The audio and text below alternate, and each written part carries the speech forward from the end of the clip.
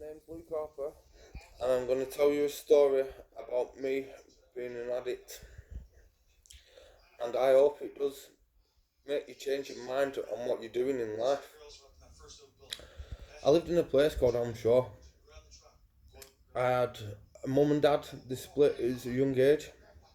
It affects me in a big way. In a really big way. Couldn't understand why they did it, but they did. My mum had an affair with the man who she's with now, and it really affected me in a lot of ways. My dad was an alcoholic, and my mum had some problems when I was younger, and she suffers with mental health. My dad, he was always drinking, and it was just him.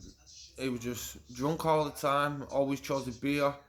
He tried his best with us, but obviously, when you're in addiction, you can't help the people what you need and give them what they need in life. But he tried his best. My mum, she used to smoke cannabis. She used to tell us it was a magic fag, and it was that's just the way it was. And they tried the best with us. There's three of us. I've got an older brother, and there's me and a younger brother. At a young age, one thing I can remember is seeing my mum in a place called Ward 11, where she had to go to because she wasn't well. My dad was always argumentative, he never never give us confidence to move forward, or he didn't show us the real way of life. Mum, she wasn't well, so it was hard for her to do what she did, but she tried her best in every possible way. And we did have a good upbringing. We seen violence, we had police at the door, but to us that was normal, and we had to deal with that as it come.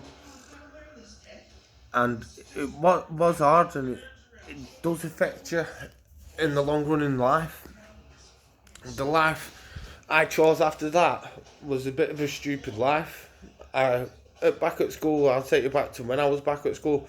I couldn't read or write. I was diagnosed with dyslexia. I was a little pain in the ass. They asked me to do something, I lied under the table. My mum will have to come in. She had to get me out underneath the table and everything. I wasn't a perfect little boy, but I was what I was. I started going to a school called Haslingden High, and I was bullied for quite a while, and I weren't having it. So I stood up for myself, and I did it in the wrong ways. I used violence instead of speaking, causing harm to other people around me, getting suspended all the time. So it got to this stage where I was in school. They kicked me out of school and put me into college. But before I went to college, I met a guy. I used to go out grafting with him. I used to go out robbing stone, copper, lead, and he used to smoke crack. I didn't know what it was because I didn't learn about drugs or anything in school. I just didn't want to learn. So he passed me a pipe one day and I smoked it, and just went from there. I used to rob my mum's cannabis because it was a magic fag. When I felt down, I used to take one of the fags and used to start smoking weed. I was the class clown. I always wanted to be known on the street. I was well known around my area for doing stupid things. One day I thought it was funny to run in front of a bus, and it did turn out pretty well. I was misunderstood, and the only thing I wanted was to be loved.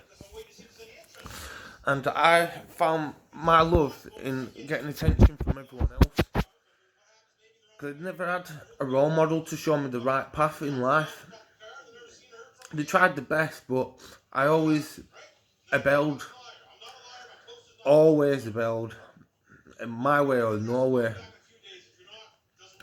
Got to about age of 17. I was in college. I was taking MCAT, the nickname is Bubble, and I was addicted to it. I was taking it on a daily basis. I was smoking cannabis on a daily basis, and I just thought that was normal for a guy my age. I thought, oh, party life. I used to go to the raves, underage. I used to take ecstasy, MDMA. It got to the age of when I was 18. I had my first child, and I chose drugs over my kid, and it was the worst decision I made. But I didn't. I thought it was normal, this decision I made. I thought that was my choice, and I ruined everything with my oldest daughter. Because of what? Because of a drug. Because of the life I wanted to live, being the class clown. I thought I had mates when I was in a.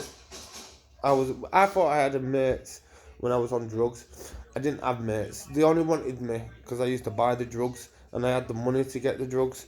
I used to feed them addictions. I never had a mate who rang me up and checked in on me. I've got one mate who does that, and he's only just started speaking to me again because he knows I've sorted my life out and I put myself back on the right track. I got to the age of 18. I was badly beaten up. I had a fractured skull. I was in a mess. My temper went downhill from there. And my way of dealing with that was to get cocaine and sniff cocaine because it made me feel better. If anything, it numbed the pain. It took away the pain. But it was the wrong way. I was suffering really bad with mental health. I was trying to kill myself, hurting myself. Thinking I don't need to be here no more. I got no purpose in life. What have I got in life except from taking drugs? I've got nothing.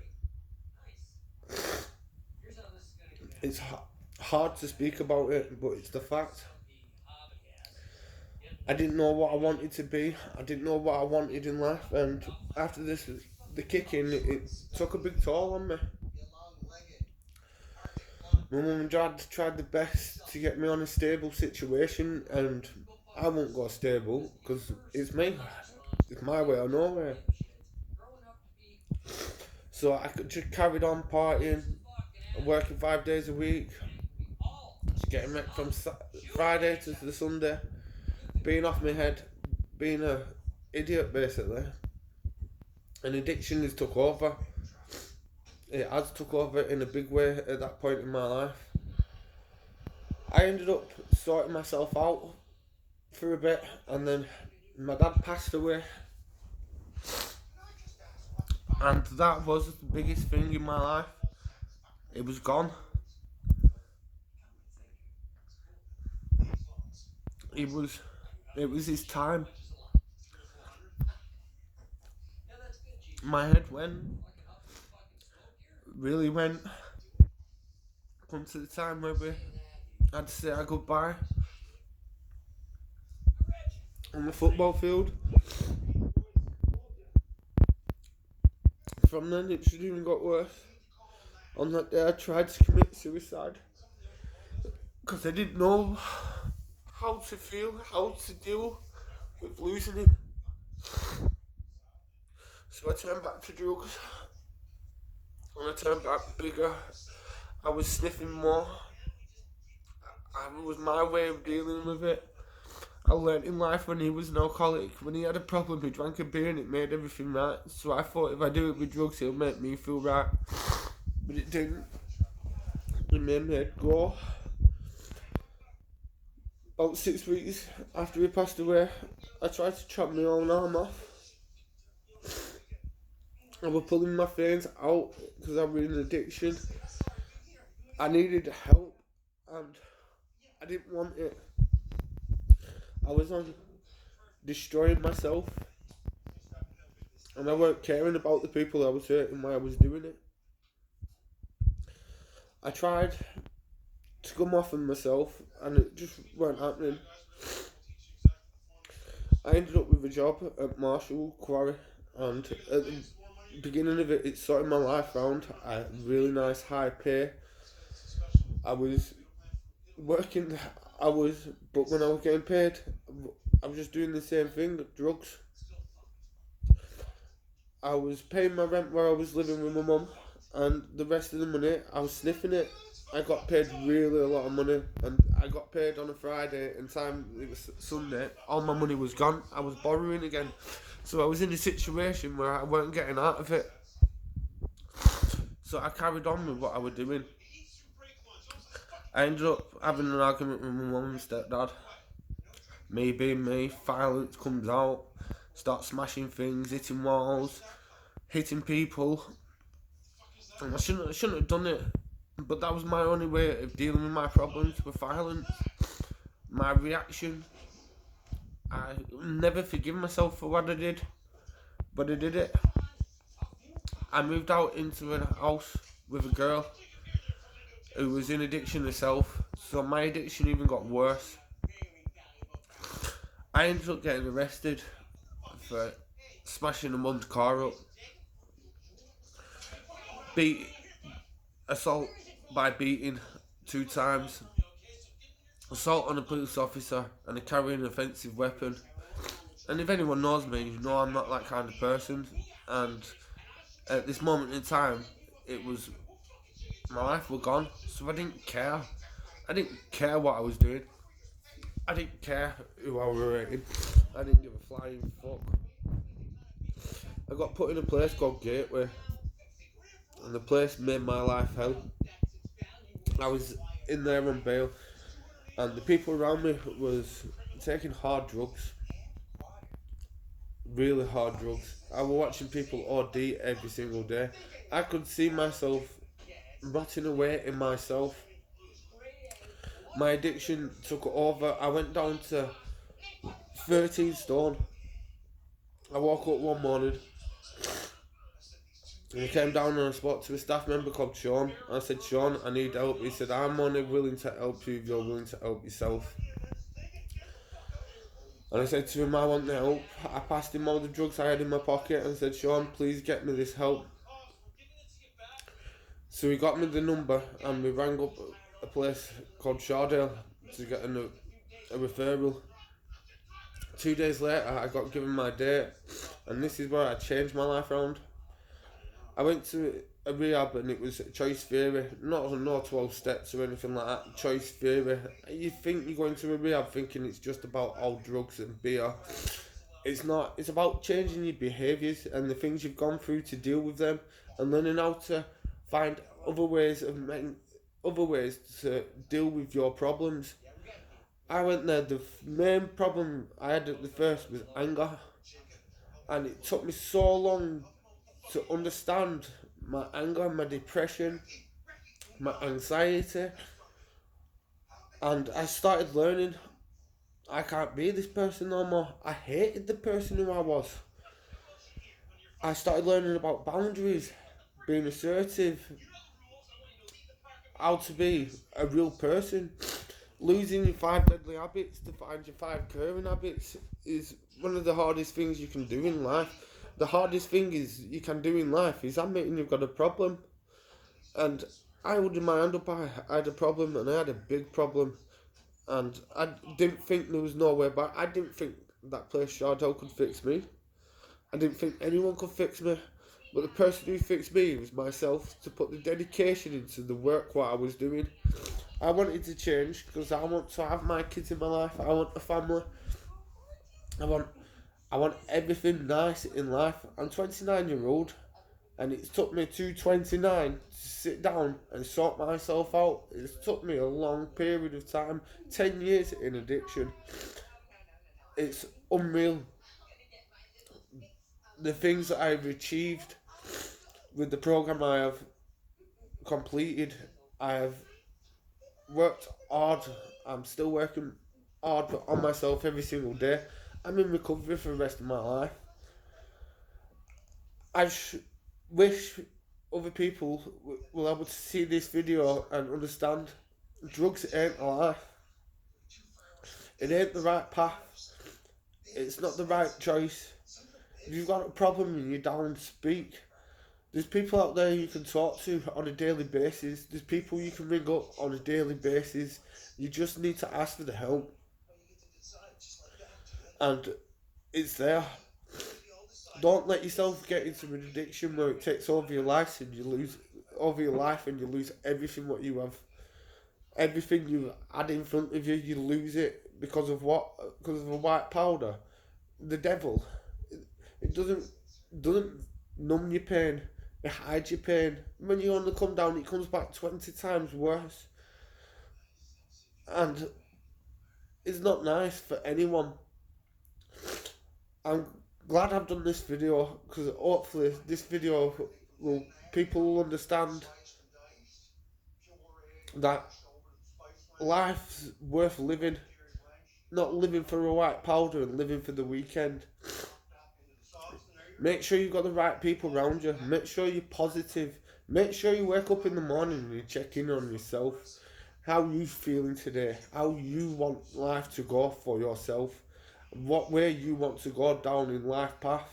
Because I'm picking the right path, and the things I am succeeding in now is the best feeling ever. Better in any drug, better in any rush, better in any single night I've had. The things I have achieved is unreal. I've gone from 13 stone to 16 stone. I like going to the gym. I like going out on days out. I never used to go on days out on addiction. I'd be sat in the house off my tits. I go out go-karting, go out playing golf, go out just going out and just doing things, like even just going for a walk, just down a canal. The feeling I get from that is amazing. I like the way I've changed, and I wish I could have done it years ago, but I didn't, because I thought I was better than everyone. I thought I was in control of my drug intake, and clearly I wasn't. I wasn't impressing anyone. I thought I was, but I wasn't. So with this life I've changed and where I am now, it's just better in any possible way. Being in an addiction, it destroys you. It destroys the people around you. And choose not to do it. Someone offers you a line, they're not your friend. Someone offers you drugs, they're not your friend. They want to live on your downfall. And don't let that person do that. Don't let anyone try and get you onto them. Be yourself. Be happy in yourself. Be who you want to be, not what people want you to be. Life is what you make it. Life is what you get out of it. Put the work in and you will achieve anything possible in life.